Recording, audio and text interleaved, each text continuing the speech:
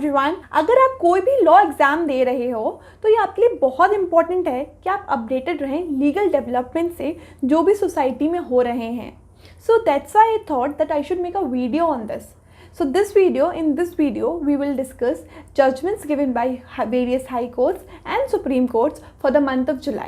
The first judgment is given by Kerala High Court in the case of X and another versus Registrar of Birth and Death and others has right to include his or her mother's name alone in birth certificate or other documents. यानी कि हर person का ये right है कि अगर वो चाहे तो सिर्फ अपनी मदर का नाम इंक्लूड करवा सकता है बर्थ सर्टिफिकेट या अदर डॉक्यूमेंट्स में. चलिए ब्रीफ में इस केस के फैक्ट समझते हैं कि क्या होता है इस केस में. There was a petitioner who wanted to expunge his father's name from the birth register which is maintained by the Registrar of Birth and Death. इसलिए पिटिशनर ने केस फाइल किया against registrar of birth and death. अब यहाँ petitioner का मतलब क्या है? Petitioner का मतलब वो पर्सन जो केस लेके आता है, और रिस्पोंडेंट मतलब वो इंसान जिसके अगेंस्ट हम केस लेके जाता है पिटिशनर. तो यहाँ पिटिशनर कौन था? वो इंसान जो चाहता था उसकी फादर का नाम हट जाए वहाँ से बर्थ रजिस्टर में से, और रिस्पोंडेंट हो गया registrar of birth and death. तो पिटिशनर बोलते हैं कि उनको एक फ्रेश सर्टिफिकेट इशू करवाए registrar of birth and death जिसमें उनका सिर्फ मदर का नाम मेंशन्ड हो और फादर का नाम हट चुका हो, क्योंकि पिटिशनर की जो मदर थी she got impregnated when she was a minor under mysterious circumstances by an unidentified person. So she wanted to expunge his father's name from the birth register.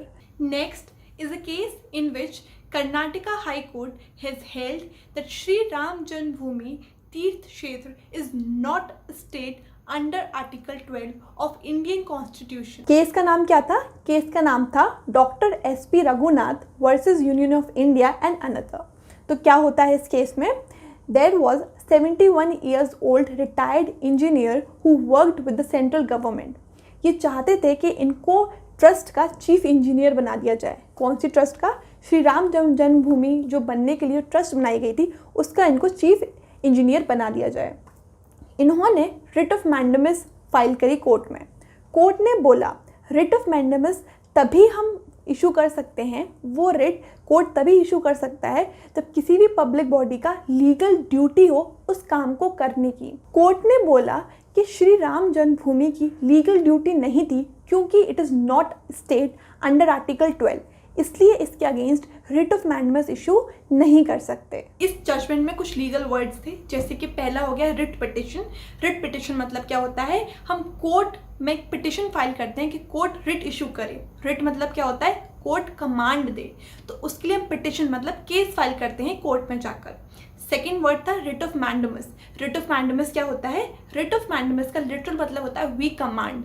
इसमें कोर्ट कमांड करता है किसी भी public body को उसकी legal duty fulfil करने के लिए. Next is a judgment given by Madras high court in which they held that a person can not be prevented from entering into the Hindu temple if he has faith in that Hindu deity. Case के fact समझते हैं कि क्या होता है इस case में. एक पर्सन पिटिशनर जाता है कोर्ट में.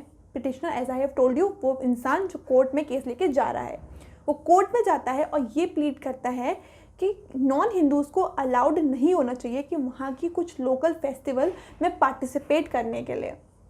कोर्ट ने बोला कि ये हम नहीं दे सकते परमिशन, क्योंकि even if a person is a non Hindu but he has a faith in that Hindu deity, then we cannot prevent that person from going into that temple. The judgment was given by a division bench. Division bench मतलब जिसमें दो जजेस हों, इसलिए उस bench को बोलते हैं हम division bench.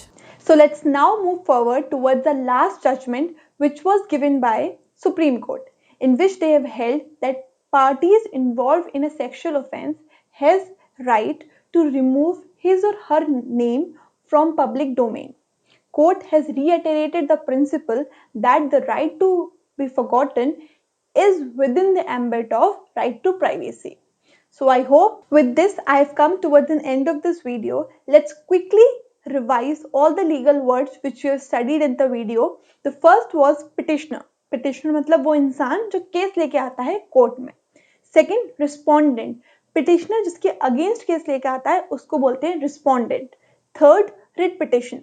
रिट पिटिशन मतलब पिटिशनर कोर्ट में जाके पिटिशन फाइल करता है, केस फाइल करता है, बोलता है कोर्ट से कि आप रिट इशू करो। रिट मतलब आप कमांड दो, उसको बोलते हैं writ petition. Fourth, mandamus writ. Mandamus writ मतलब लिटरल मतलब क्या होता है, वी कमांड। कोर्ट किसी भी पब्लिक बॉडी को बोलता है अपनी लीगल ड्यूटी फुलफिल करिए, हम आपको कमांड करते हैं उसको फुलफिल करने के लिए। So with this, I've come towards an end of this video, and I hope I've explained you all the judgments. If you have any doubt, feel free to ask me.